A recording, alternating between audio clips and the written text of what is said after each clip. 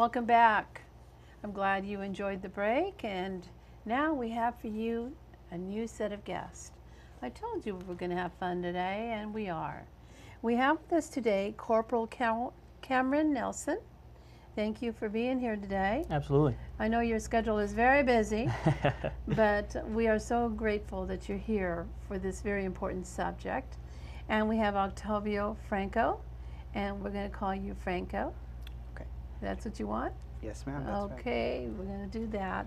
But first of all, I'm going to go over to Corporal Cameron Nelson. Tell me a little bit about yourself, Corporal. I was born and raised here in the city.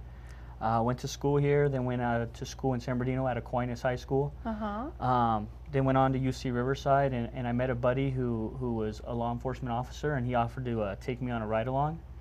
And I went on that ride-along, and ever since then I knew this was what I wanted to do. So I've been a police officer now for 6 years. Wow. Started out in the patrol division, worked patrol. Then I went to the gang unit, worked some narcotics, undercover narcotics and things like that. And now my new role is the community liaison. It's a new position we have at our police department. We're really trying to strengthen the relationship between our police department and the community. Very good. It's very important. Absolutely, absolutely. It's very, very important, and I'm glad they have that position open for us. You know, I say for us because it enriches the community. Absolutely. It really does. Now, you are involved in a coalition. Yes. And you want to tell me a little bit about that? Yes, I would love to. I'm part of the Rebuilders of Today. Okay. Today being an acronym for our church name, which is Templo de Alabanza, and the Y is for youth because it's young people. We are a component of the Rialto Community Coalition, a component of youth.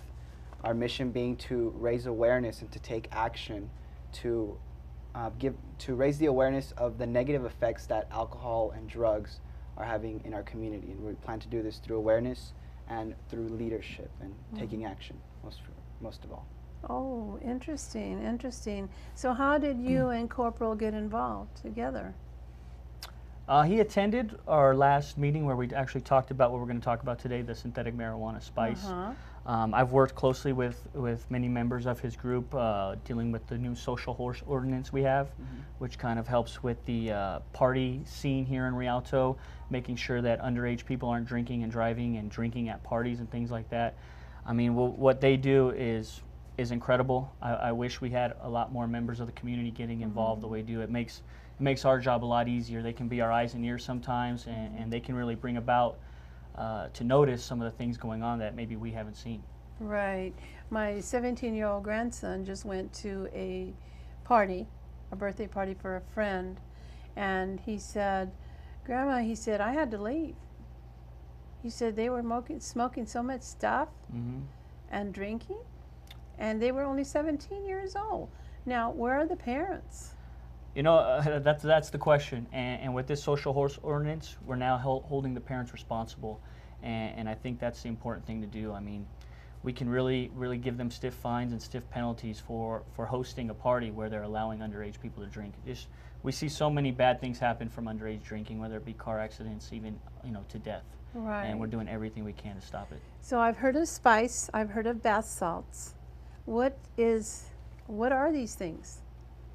Well, before I did some research, before I actually became one of the members of the coalition, all I thought about spice was that it was a type of marijuana. It was synthetic marijuana, and that's all I knew about it. I didn't really know much. People were smoking it, and that's what I thought. I just didn't think much of it. Right. And that's common. That's the common misconception, from most of the public, is that this spice, or what they're calling, is just another form of marijuana. Marijuana is dangerous in itself, but unfortunately this spice thing is 50 to 500 times stronger than marijuana. So we're dealing with something very, very serious, something that could harm, very dangerous, that could harm kids. So for them to have the misconception that, oh, this is just like marijuana, or some of you think, oh, this is just like smoking a cigarette, can be very dangerous. Right, absolutely. I bought some bath salts, and when I heard we were doing this television show, I said, "Oh my God, what, am I illegal?" Yeah, no, you're fine. You're not going to buy the bath they salts were we're talking strawberry about. smelling Right. bath salts, so I don't think that they're going to get into that. Right. Okay. Now, it is illegal. Yes. It is illegal.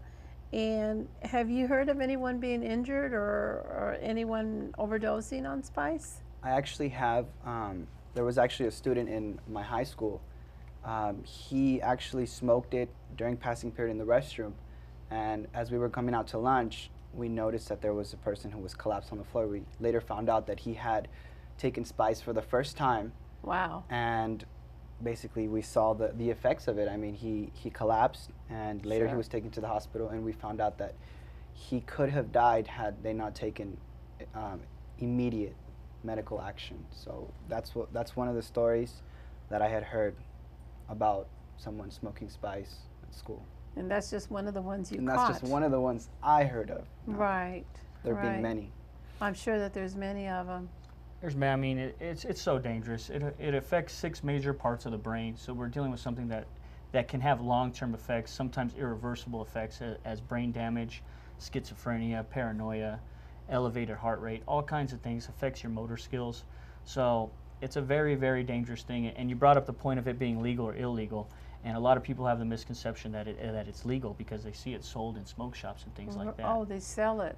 They do at the smoke shops, and all they do to get around the law is they put not for human consumption on it, which is basically a ploy by these people creating this product to be able to sell it and get around the food and drug laws. So what are they selling it for? You know, they're selling it for kids to smoke. It's just another Right. avenue for these people to take advantage of children and make money. But it is illegal. And the great thing about Rialto and working with his group and our police department and our city council is we've jumped ahead of it. We created a municipal code that makes it not only illegal to sell, but also to possess. We're one of the very few cities that it is illegal for you to possess this product.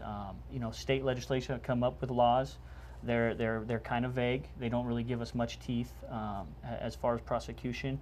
But here in Rialto itself, it's known, and the public knows now that it's illegal to possess here in Rialto. It is illegal. Yep. It is illegal. Okay. Corporal Nelson, what's the Rialto Police Department's plan to stop the problem? How do they plan to stop this? You know, we've taken an approach. We're going to utilize our street crime attack team, which is also kind of our gang unit. They're a hybrid unit. They do a lot of detective work, narcotics work, and things like that.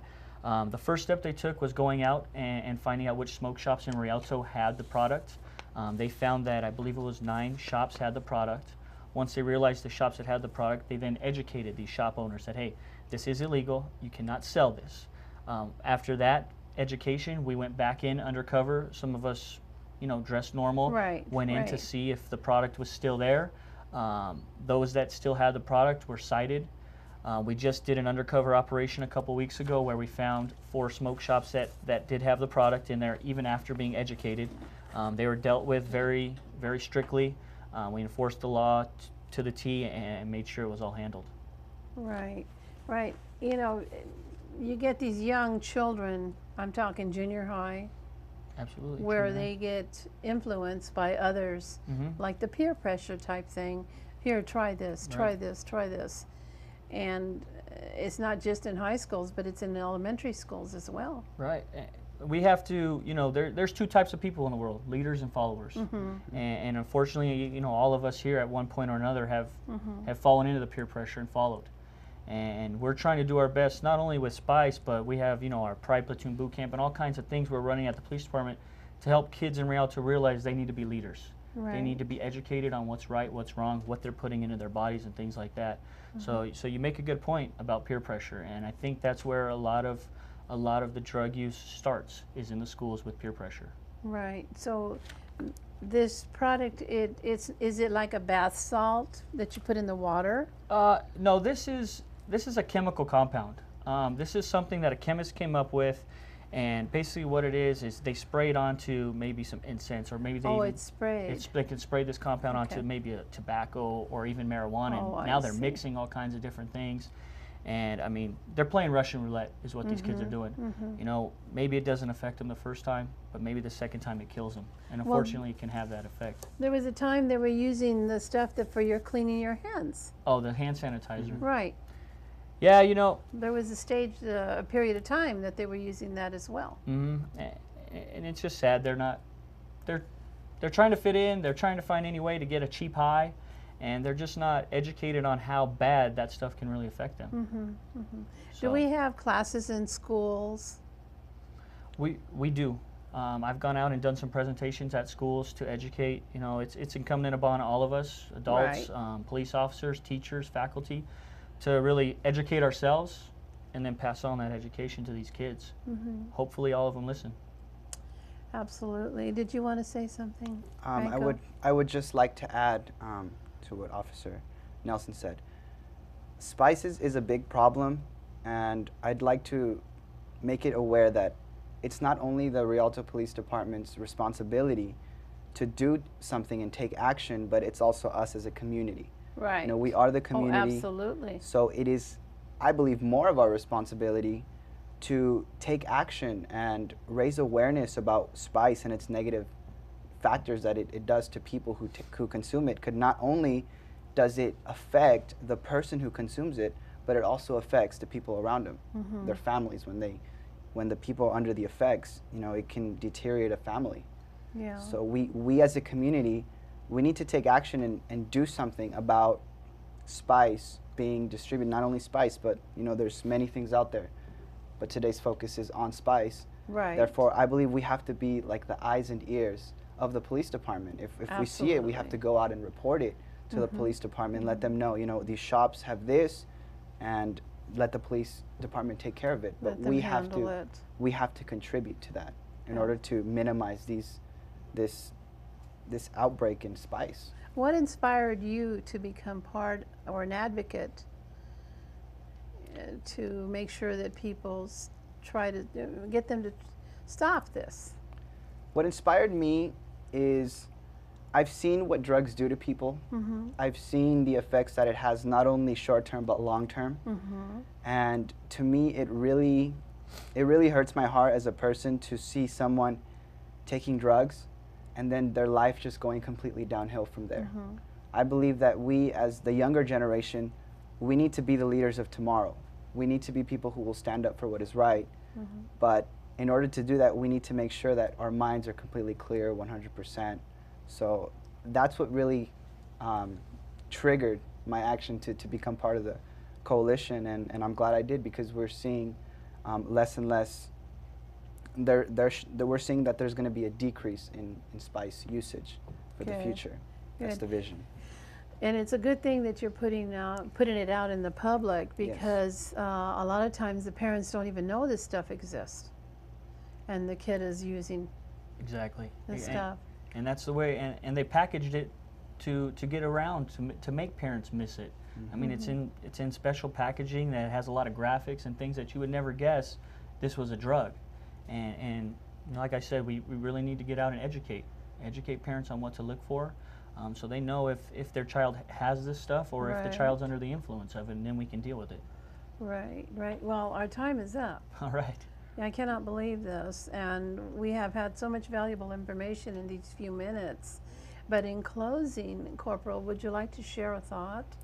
You know, Franco brought out a great point, and I hope a lot of people would take the mindset that he has of really wanting to be active in the community, wanting to deal with the problems that the community is dealing with. You know, us as police officers, we can't be everywhere at once. No. So, and it's great for us to have a resource like Franco to tell us, hey, you know, there's a problem, and here are some of the shops that are dealing with this stuff, and then we can get out there and we can enforce it. You know, I wish policing was easy where we can see everything going on at once, but we can't. So we really need the community to get involved, and we want to utilize them as a resource to really help this place. Very good, very good. And Franco, how about yourself? I would just really like to challenge our community to be the eyes and ears of the Rialto Police Department. They can't do it all. Corporal Nelson just mentioned it. So we have to really be the eyes and ears. So this is a challenge to the audience to really take action and to really take pride in their community, because at the end of the day, it's our community that's being affected and the citizens of it. Absolutely. Thank you so much for being here today. Thank you, Corporal. Absolutely. City of Rialto, you heard. You need to be aware that this exists.